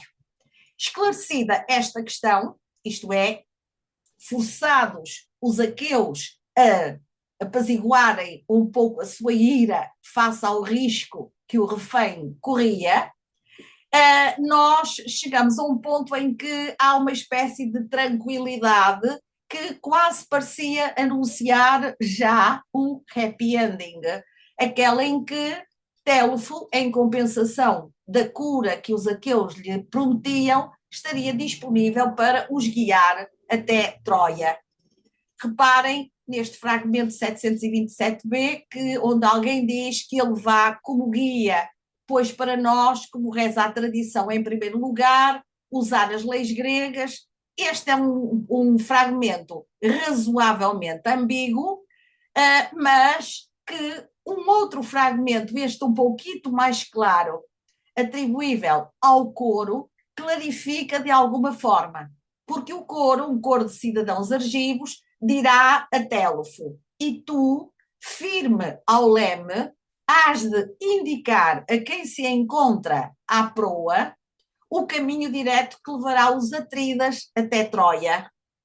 E agora reparem bem na segunda parte deste argumento, porque foi para nós que Tégia, a cidade de Tégia, a Grécia, mas não a Mísia, te deu à luz para seres, com a ajuda de algum deus, um marinheiro ou um guia para a navegação da nossa armada. Isto é, há aqui um fator extremamente importante que advém do reconhecimento de Télufo como um grego e que é a disponibilidade que Télufo tem, por um lado, de conduzir os aqueus até Troia e a disponibilidade que esses aqueus têm de aceitar essa condução, o que não fariam se, na verdade, estivessem sujeitos à autoridade de um bárbaro. Esclarecida a identidade de Télfo como grego, tudo isto se normaliza e parece entrar numa cena de uma certa tranquilidade e apaziguamento. Não esqueçamos que falta ainda um tópico muito importante,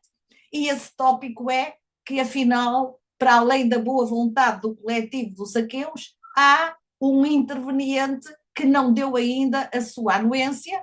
Esse interveniente chama-se Aquiles. Afinal, a ferida de que Telfo sofre foi-lhe provocada pela espada de Aquiles. Este é o motivo que certamente justificaria uma cena em que Aquiles, chegado tardiamente, diria eu, a primeira coisa que faz é contestar a fraca autoridade de Agamemnon, impaciente com aquilo que é o seu desejo de que finalmente a campanha contra Troia se realize.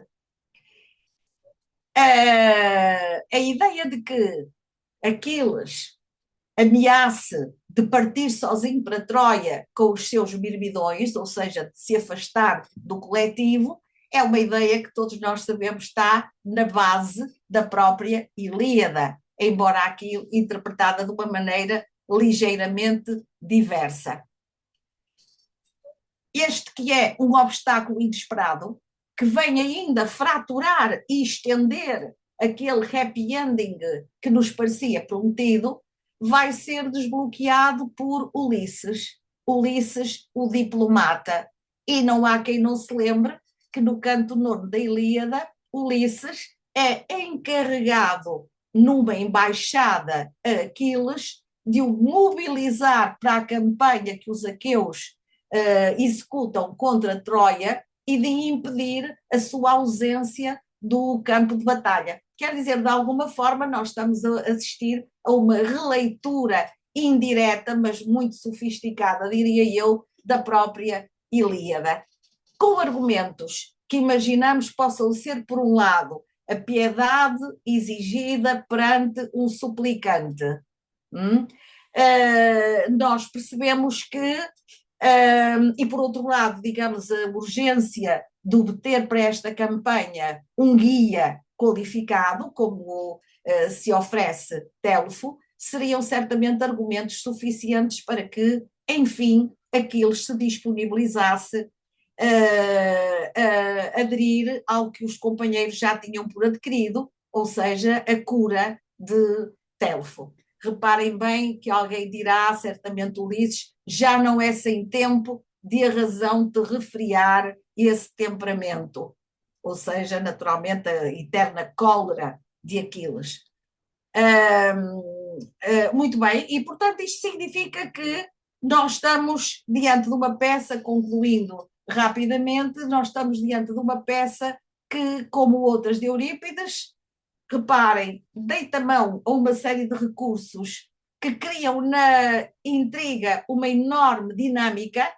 Há aventura, há imprevisto, há ao mesmo tempo um jogo da convenção muito sofisticado, e tudo isto para conduzir a alguma coisa que se haveria de tornar comum em produções de Eurípides da última fase da sua carreira, que é o chamado happy ending, aquelas peças que, contra tudo e contra todos, afinal tinham um desfecho feliz.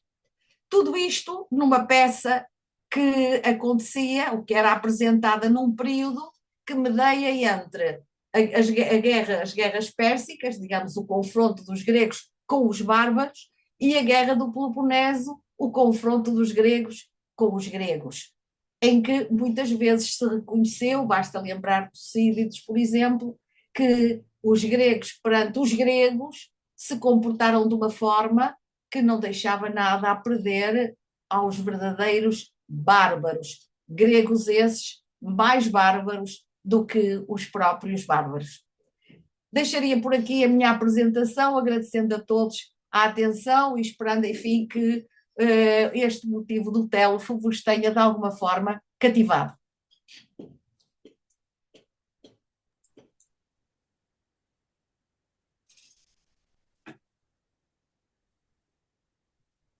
No sé si alguien... Gracias, muchas gracias María de Fátima, muy interesante su presentación. Tengo aquí unas preguntas yo mismo, pero quiero ver si otras personas tienen preguntas. Podría preguntar, podría hacer una pregunta yo, si es Sí, por que... supuesto, sí. Bueno, en principio, mil gracias por la presentación interesantísima, doctora Brañas. Yo tenía una pregunta relacionada con precisamente lo que dijo hacia el final de su presentación. Como se sabe, hacia el final de su vida, Eurípides se muda a la corte de Aquilo, ¿no? Arquelao. Aquilao de Macedonia, ¿verdad? Sim, apela à corte de Arquelau, sim, Así exatamente, es. Arquelau da Y, Macedónia, sim, sim. y es ahí donde se estrena 2 años, 1 o 2 años después de su muerte, Las Vacantes, ¿no? Y Las Sim. Vacantes muestran precisamente otro de esos personajes ambiguos entre lo asiático y lo griego, ¿no? El Ujú, caso de Dionisio Baco.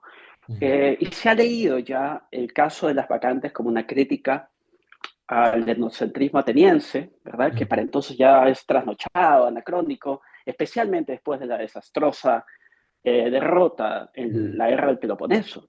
Y dado que la serie de versiones de Telefo que usted ha citado acompañan, buena parte de esas versiones acompañan la trayectoria de la guerra del Peloponeso, me preguntaba si tiene algún tipo de argumento concreto entre las resonancias de ese personaje en alguna de sus versiones y algunos episodios históricos o culturales o sociales identificables, claramente identificables durante este lapso. Porque parece ser que esta idea de la ambigüedad de la identidad se transforma en un motivo. También es parte del caso de Orfeo, ¿no? Entonces, parece ser que hay toda una serie de personajes que se vuelven especialmente prominentes a lo largo de este conflicto, que también es un conflicto de identidades. Me preguntaba por eso si es que ha detectado algún tipo de resonancia histórica o concreta entre el caso de Telefo y, bueno, E todo os, el, ajá, y todo el mundo griego, ¿no? Toda la serie de conflictos en el mundo griego entonces. Gracias. Aham. Muito obrigada, Carlos. Pois, o que lhe posso dizer é o seguinte: as peças conservadas de Eurípides, e antes de nós começarmos esta nossa sessão, estivemos em conversa, aqui assim, off the record, uns poucos que já tínhamos entrado, e eu dizia que os fragmentos nos trazem uma contribuição, digamos, uma interação com as peças conservadas, na medida em que, se as peças conservadas, como por exemplo o Carlos acaba de fazer, usando do exemplo das vacantes, se as peças conservadas podem de alguma forma dialogar ou colocar questões que nos levam a interrogar os fragmentos, diria eu, de alguma forma, indiretamente, dando um contributo para uma melhor interpretação que nós possamos ter desses fragmentos, a verdade contrária também é certa, ou seja, que as peças conservadas poderão ter uma interpretação mais profunda e mais extensa se nós pudéssemos preencher lapsos de anos em que o poeta Eurípides foi produzido teatro, e de que nós só temos conhecimento desta forma fragmentária. Diria eu que conhecer toda a carreira sistemática de Eurípides se calhar nos obrigaria a olhar não apenas as peças fragmentárias, mas também as conservadas de uma outra forma.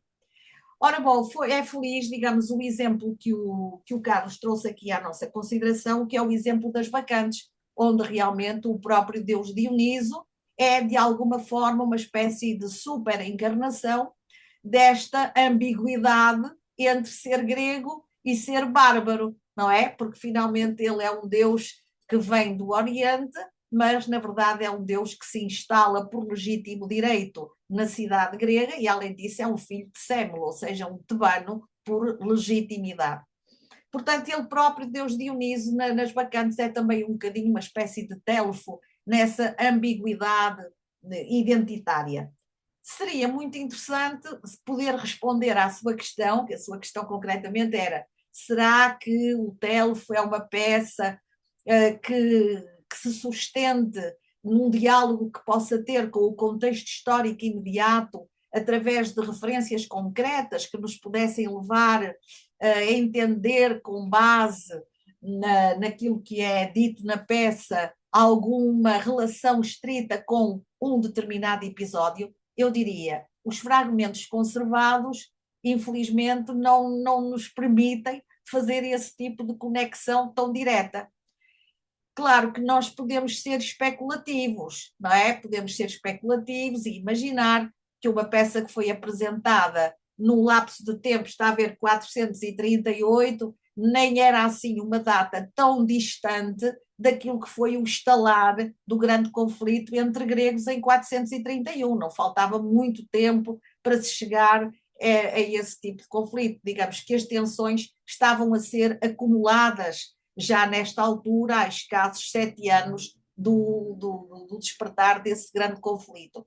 E, portanto, se nós quisermos ser especulativos, eu diria, sem qualquer dúvida, que esta peça, que é uma peça com uma grande carga política, que na verdade se percebe da forma como os heróis convivem uns com os outros e de como é que um exército mais ou menos coeso, que não era afinal tão coeso assim como eram os aqueus, se confrontavam com um inimigo coletivo, os bárbaros, no caso do Telfo.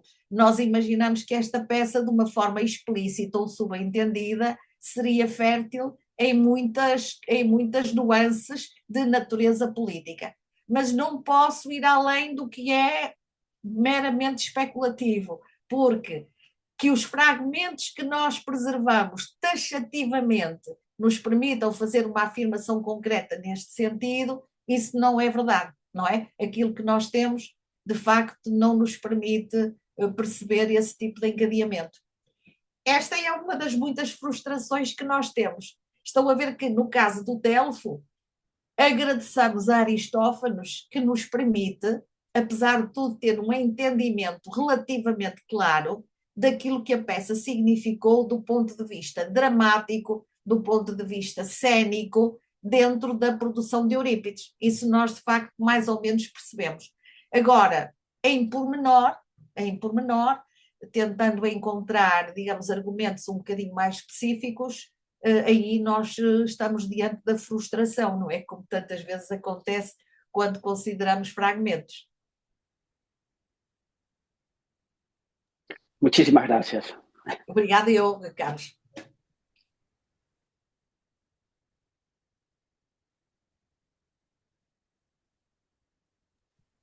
¿Alguien tiene otras preguntas? Carlos, Rainer. Bueno, yo tengo una pregunta para seguir un poco en la pregunta de Germán. Em, Hay muchos temas que hacen pensar sobre, digamos, relaciones internacionales, ¿no?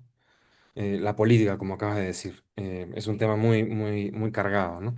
Entonces está el tema del suplicante, el mendigo y también el rehén, ¿no? Orestes, que es el rehén.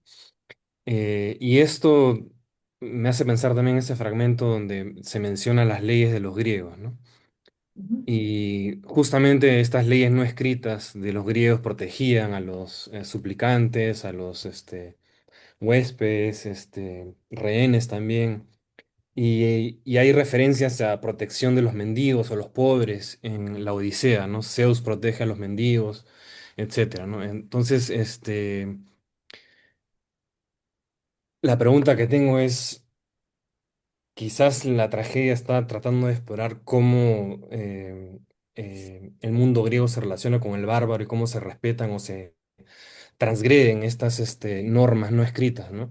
Uno piensa, por ejemplo, en el episodio del Cíclope en la Odisea, ¿no? Como el Cíclope no respeta la ley del huésped y se come a los huéspedes, o Paris, el troyano, que rapta a Helena y viola la ley de Zeus hospitalario, ¿no? Entonces, hay un poco de esos temas, ¿no? Recurrentes. Y y quería preguntarte si esta conclusión que tienes al final, que los griegos pueden hasta ser más bárbaros que los bárbaros, ¿no? Em, eh, en qué se fundamenta esa conclusión, ¿no? A raíz de de todos esos temas. Sim. Bom, em primeiro lugar, Brian, obrigada pela questão.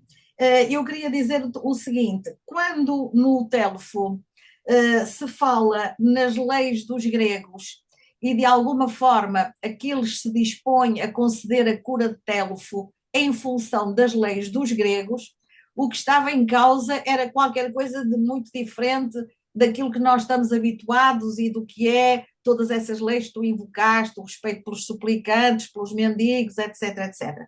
O que estava em causa era a chefia dos gregos, ou seja, parecia intolerável às normas dos gregos serem comandados por um bárbaro. Esse é o argumento que Aquiles utiliza para protelar um pouco a cedência a dar a cura a Telfo, mediante aquilo que Telfo estava comprometido a fazer, que era guiar os aqueus até Troia. Entende Aquiles que esse guiar dos aqueus até Troia é intolerável se Telfo fosse de facto um bárbaro.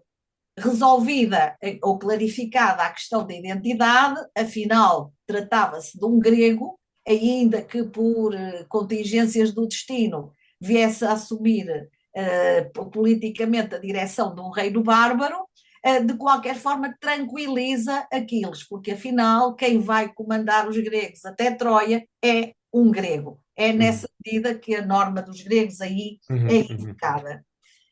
Agora, quanto a essa ideia de que os gregos podem ser mais, que os gregos podem ser mais bárbaros do que os próprios bárbaros, é uma expressão do próprio Eurípides.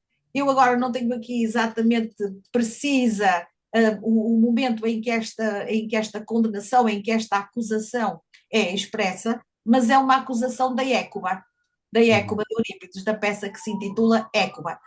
Bem, temos memória de que a peça que se intitula Écuba é uma peça que envolve diversos níveis neste relacionamento entre gregos e bárbaros. Se não vejamos, por um lado temos os gregos, não é? O aquartelamento aqueu. Os gregos são aqueles que, por exemplo, condenam Políxena à morte para satisfazer a reivindicação de Aquiles, de que a jovem fosse sacrificada sobre o seu túmulo. Isto é, dão uma prova clara de desprezo pela vida humana, quando finalmente está em causa aquilo que eles consideram superior, ou seja, a imposição ou o desejo de um herói morto.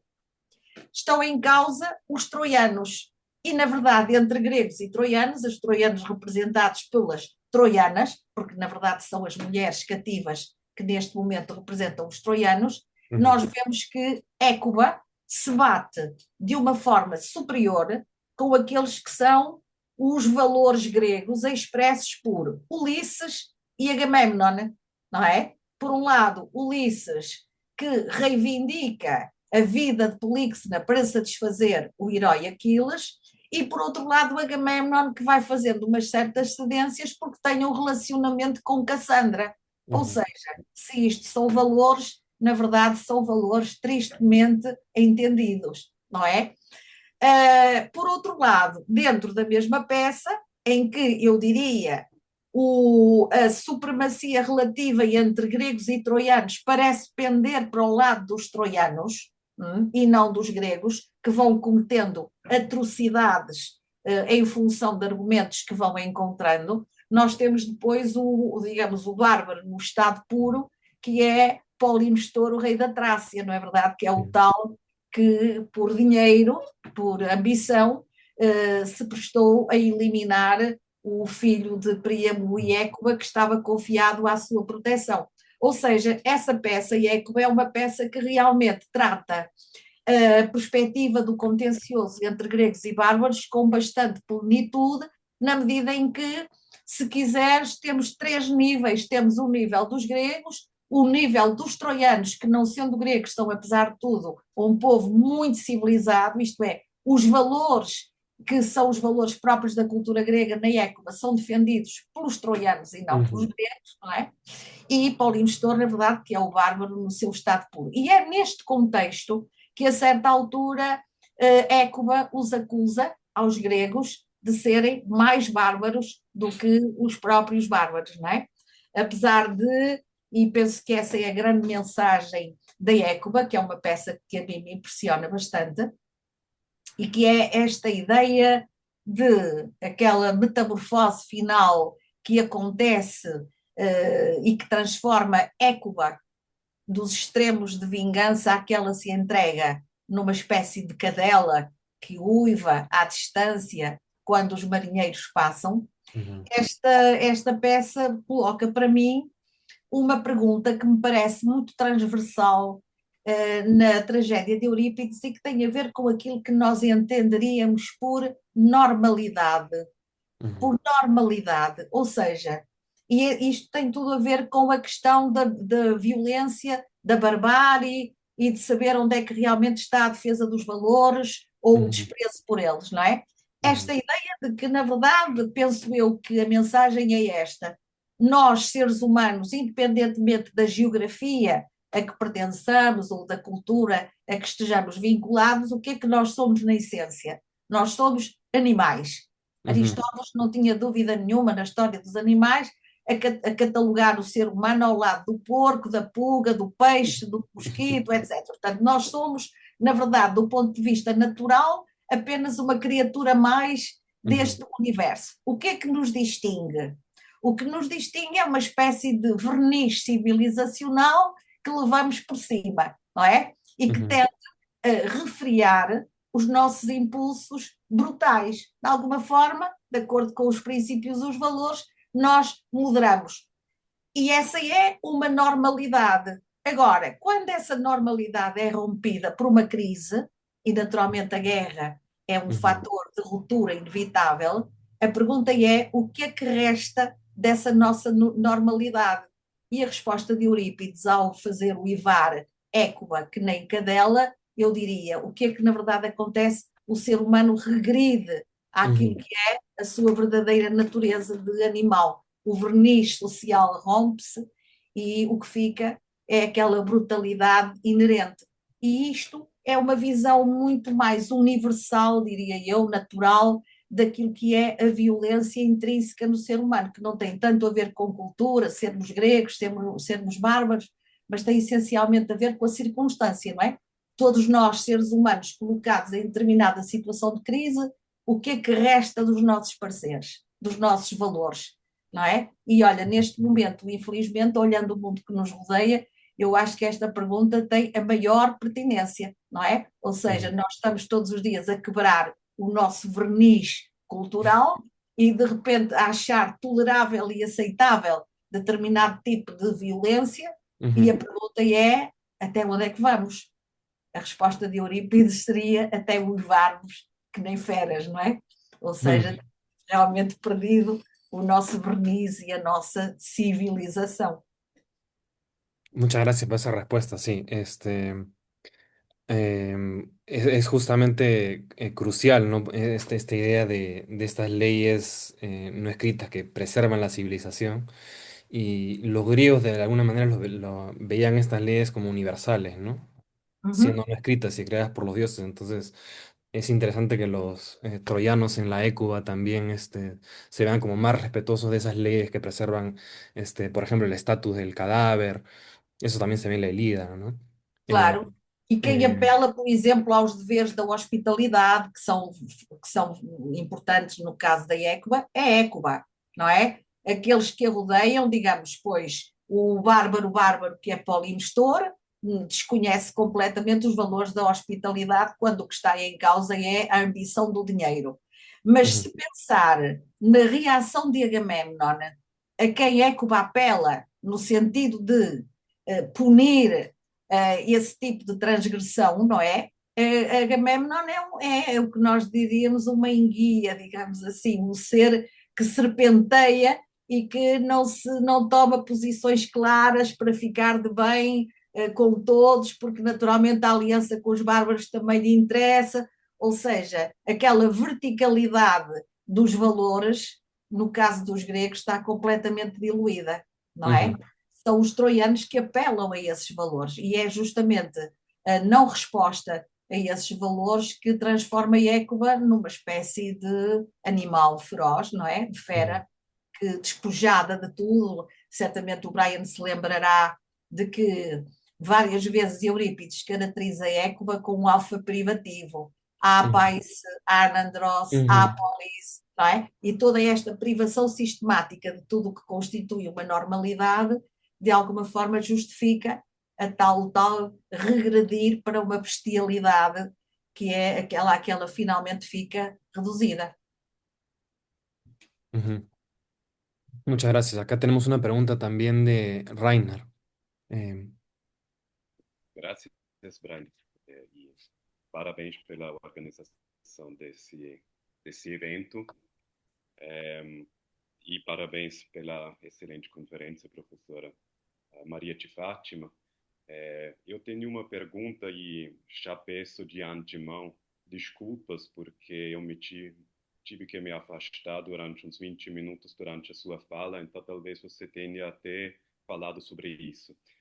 Mas referente à elegia Telefo de Arquíloco, que foi publicada em 2004, se não me engano, a elegia mais recente do Arquíloco. Eu terei que falar amanhã sobre essa elegia, porque vou dar uma aula sobre as elegias de Arquíloco na UFRJ. E a minha dúvida é se esse achado em papiro ajudava em algo na reconstrução desse enredo de Eurípides, do Telefo, e se você talvez pudesse me dizer se tem algo que ajude na interpretação dessa elegia, que é fragmentária, mas também tem bastante texto, por ser um fragmento ainda tem bastante texto, e parece que o tema, um dos temas de Arquíloco seja o tema da fuga, não? Ele justifica que a fuga às vezes não é vergonhosa, nesse caso de se retirar para depois ser vitorioso, né? Você poderia um pouco, talvez, falar sobre esse fragmento? Obrigado. Obrigada eu, Rainer, mas não tenho de confessar que não tenho assim uma resposta tão sólida como certamente o Rainer gostaria. Em primeiro lugar, confessando logo diretamente que não ponderei essa questão e, portanto, não tenho assim propriamente um relacionamento a estabelecer com o Arquíloco. Mas, por outro lado, daquilo que eu posso dizer-lhe, como certamente se terá percebido, mesmo apesar de ter tido que se ausentar, eu procurei, de alguma forma, na exposição que fiz e na interpretação dos fragmentos, valer-me daquilo que são os diversos testemunhos que são diacrónicos, não é? Ou seja, que começam logo através de Aristófanes na contemporaneidade de Eurípides e, digamos, a pouca distância da apresentação da peça, mas depois de uma série de testemunhos posteriores que, na verdade, vão, pelo menos até ao século II depois de Cristo, com Pausânias, etc. E, portanto, essa é a documentação. Eu devo dizer, há pouco, não sei se o Rainer estava presente quando eu disse isto, portanto, na verdade, eu tenho estado a tentar fazer um trabalho que é a tradução comentada para português dos fragmentos de Eurípides, que é uma matéria, enfim, que eu acho que já há muito tempo eu gostaria de ter feito, e só pelo facto de me ter jubilado encontrei espaço para poder fazer isto, que é um trabalho que exige bastante atenção e bastante tempo. E claro que eu sigo uma edição, portanto não estou a fixar texto, sigo a edição de Canerte, mas tenho naturalmente procurado ler tudo aquilo que são as edições várias que andam em volta dos fragmentos e do Telefo em particular, que é uma peça que chama muito a atenção justamente pela repercussão que teve. Ora, tanto quanto me lembro, dentro dos testemunhos conservados ou dos diálogos possíveis a estabelecer com outros autores, Arquíloco não figura. Portanto, digamos, outros comentadores, certamente até muito mais bem documentados que eu em termos de crítica textual, não assinalam esse tipo de aproximação.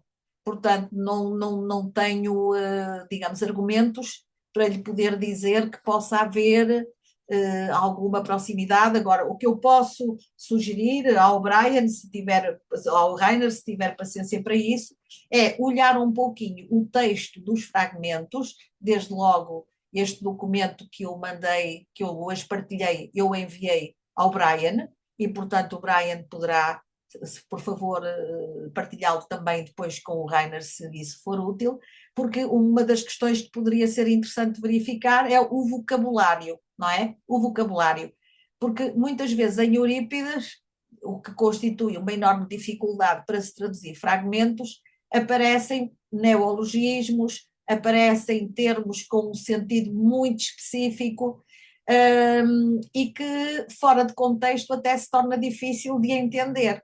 Pode acontecer que alguns desses termos, que eventualmente alguma palavra-chave, possa coincidir em arquílogo. Se, por exemplo, isso acontecesse, era uma forma muito segura, diria eu, de estabelecer alguma conexão, não é? Mas, na verdade, não tenho provas nem argumentos para lhe garantir que isso aconteça. Excelente. Muito obrigado, professor. Obrigada eu.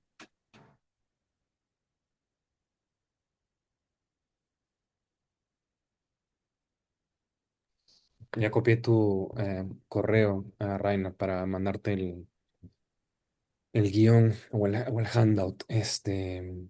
Sí, ese fragmento de Arquíloco no lo conocía, eh, pero me parece que sí hay unas referencias ahí como decías, a la fuga, ¿no? Y a la figura de Ténefo como haciendo huir a los griegos, ¿no? Es una referencia que me parece interesante que Arquíloco Explorar um pouquinho mais, sim, sim, sim, porque uma coisa me parece segura, e é que o mito de Télofo tem uma presença muito antiga, ou seja, quando Eurípides e os outros trágicos no século V a.C. compõem as suas peças sobre este motivo, eles têm um património literário que vai muito para trás, e portanto dentro desse património literário faria muito sentido, até porque no caso do Telfo há diversas ironias sobre os heróis da guerra, que pudesse haver alguma afinidade, por exemplo, com aquilo, que faria todo o sentido,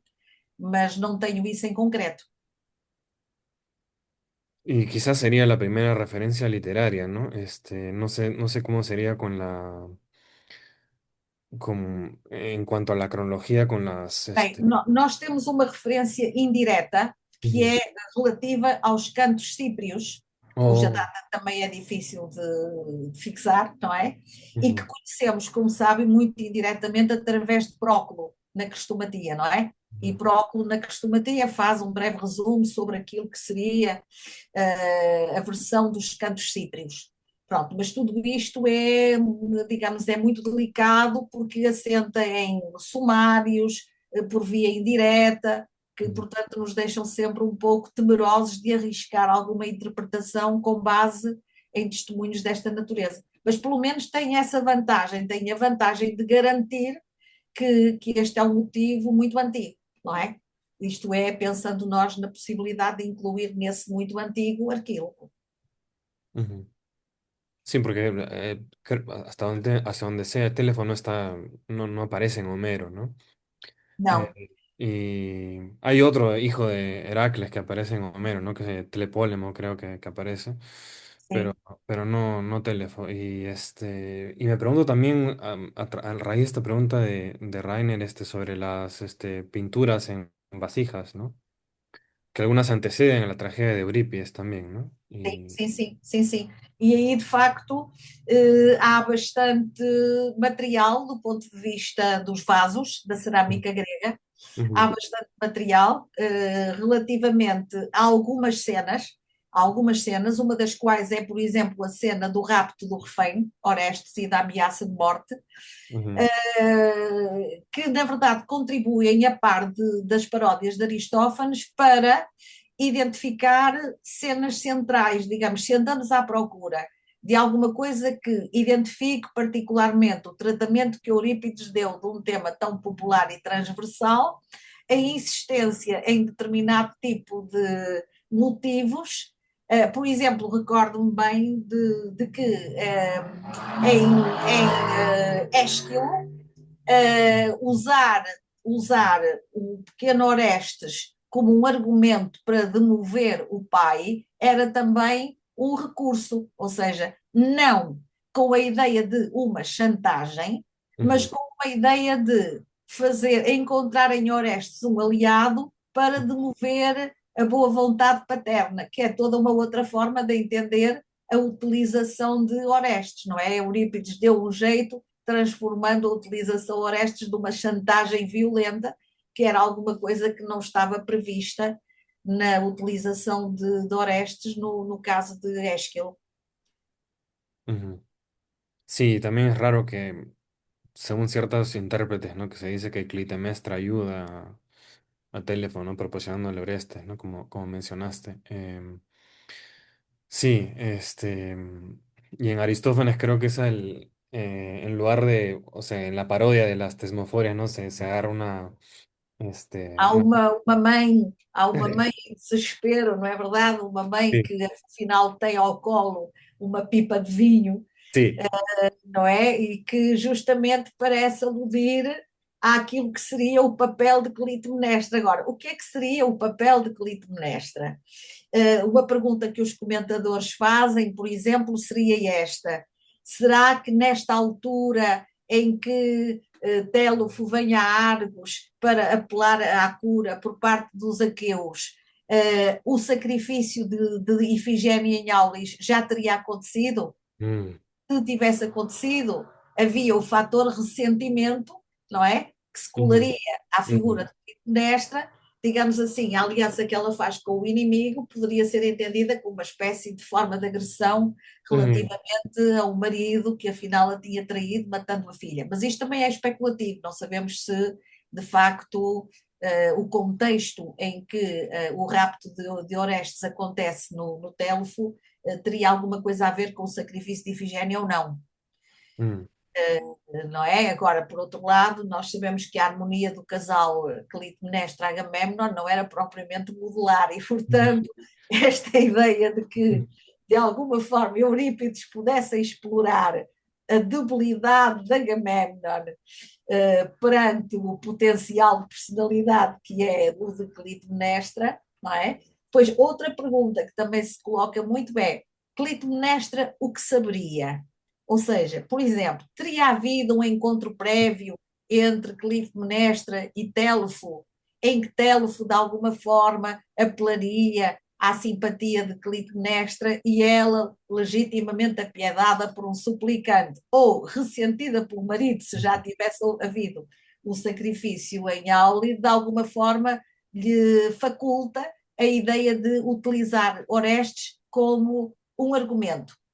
Embora os comentadores entendam que talvez ela não tivesse avaliado corretamente o uso que Telfo faria desse argumento, ou seja, uma coisa seria, à maneira de Ésquilo, utilizar Orestes como um acréscimo de argumentação pacífica, digamos assim, valendo-se dele para demover Agamemnon, e outra coisa seria, tal como faz Telfo, ameaçá-lo de morte, não é?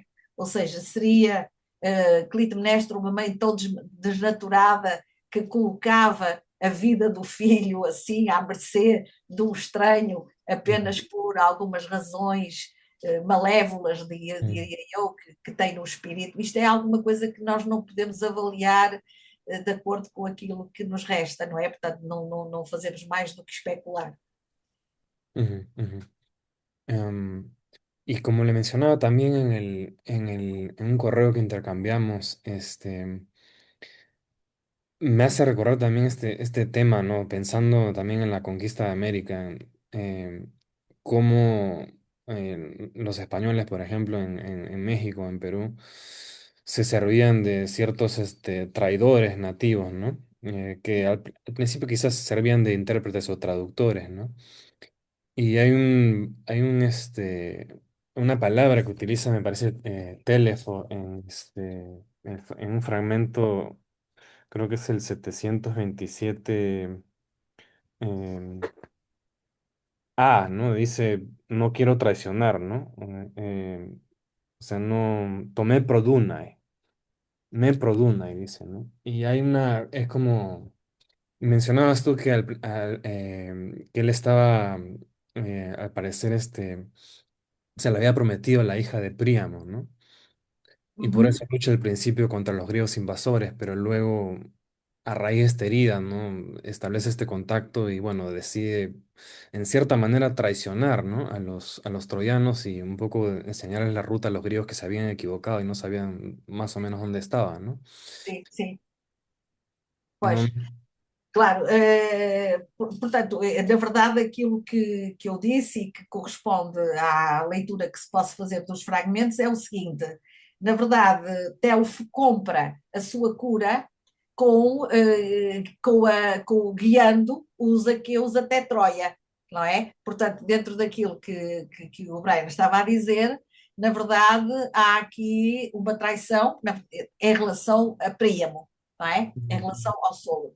Mas, por outro lado, digamos assim, que Telfo vai camuflando essa traição na medida em que os deixa à porta de Troia e ele próprio não se envolve na guerra. O que é, enfim, lá estamos nós outra vez daquela semi-verdade, semi-mentira, que é se calhar também muito típica de Ulisses e Ujú, que faz destes dois, Telfo e Ulisses, assim, uma espécie de poliomecanoi, uma ujú. espécie de, não é, de parceiros, digamos, numa certa estratégia que é muito grega, digamos assim, não é, repare bem, na verdade, nós estamos aqui a pôr em causa ou a relativizar aquilo que são os valores saudáveis do antigamente, que parecem já não existir. Agora, Ujú. na verdade, quem triunfa são os Ulisses e os Telfos deste mundo Sí, que sabem jogar com os valores um bocadinho sempre em interesse próprio, não é? Porque finalmente o que está em causa é o seu próprio interesse. Isto sí, parece, diga, faz favor, no, no, desculpe. lo que le llaman la Realpolitik. É, exatamente, isto é uma coisa que nós estamos cansados de ver no mundo que nos rodeia, não é? Onde os valores parecem cada vez mais ir por água abaixo, quando na verdade estão em causa outros interesses, mas depois gosta de se dar uma aparência de seriedade quando analisadas as coisas a frio, a pureza das intenções e dos valores deixa muito a desejar. Sí, sí, sí, sí. Otra cosa que pensaba en relación con Ulises y Téléfo también, el nombre de Téléfo hace recordar a Telémaco, ¿no? Eh, Pois à distância, não é? Entre sí, ela, aquele sim, à distância. pero bueno, quién sabe qué significa Téléfo, porque hay diferentes etimologías, ¿no? Está la etimología que mencionaste de Eurípides en el prólogo, y luego está la de Apolodoro, me parece que, ¿no? La teta de la cierva, ¿no? De la corza, ¿no? Sim, Y pois, eu devo dizer que a ideia de introduzir etimologias na tragédia grega é uma ideia relativamente frequente. E Eurípides, se quisermos avaliar por aquilo que conservamos, seria o campeão das etimologias, ou seja, ele gosta muito de etimologias. Agora, o filólogo, colocado perante as etimologias que Eurípides adianta, tal como estavas a dizer, fica muito reservado, não é? Porque elas podem ser até interessantes, mas se calhar não resistem a no, uma análise estritamente filológica. no, no, no, no. São sugestivas, mas não serão assim tão precisas do ponto de vista do rigor filológico. Sí, y incluso la de la sierva y la teta de la sierva que amamanta a Telefo, también esa que sería de Cele más Elafos, ¿no? Esa también es quizás un poco cuestionable, ¿no? Porque si no sería Celefos y quizás Exatamente. sí.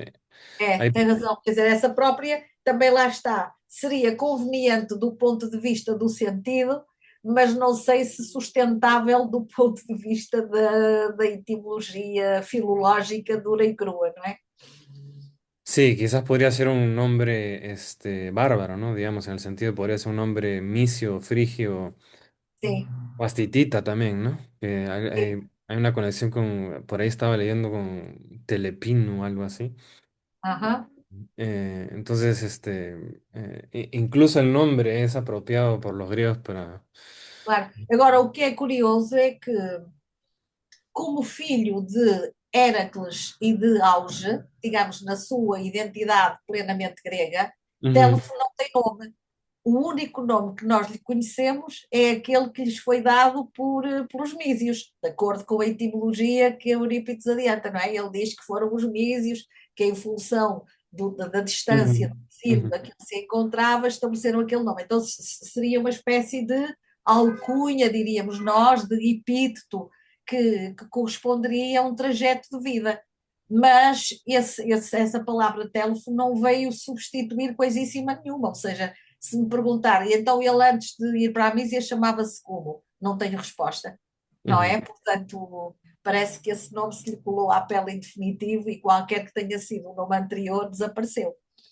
ujú. Sí, habría que preguntar a a un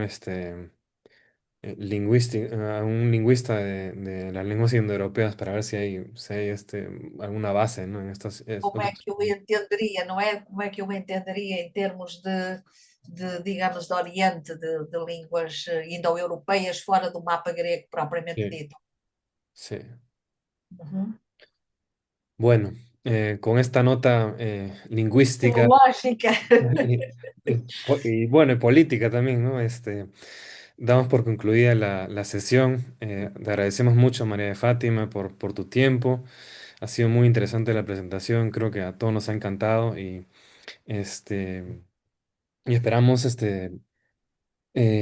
tenerla en el futuro también en otras próximas charlas. A todos los que vinieron hoy día les agradecemos por la presencia y esperamos que estén atentos a próximas jornadas de Esperia. Si viene una en octubre, tenemos otra en noviembre y luego en diciembre. Así que estén atentos y muchas gracias, María de Fátima, muchas gracias, Carlos, también, y muchas gracias a todos. Muito bem, eu é que agradeço também a todos que estiveram, a todos que participaram e a todos que simplesmente ouviram com atenção, digamos, esta minha intervenção, que apesar de tudo foi longa, e eu própria terei gosto também em ser informada sobre as que se seguem e poder estar atenta dentro do possível. Muito obrigada e felicidades para esta iniciativa. No, no, a ti, muchas gracias. Que tengan buenas noches y bueno, cuídense. Muito obrigada, felicidades para todos. Muchas Gracias. gracias. Un Deus. abrazo. Um Chao, chao. abraço também. Deus, Bye, bye. obrigada. Cuídense.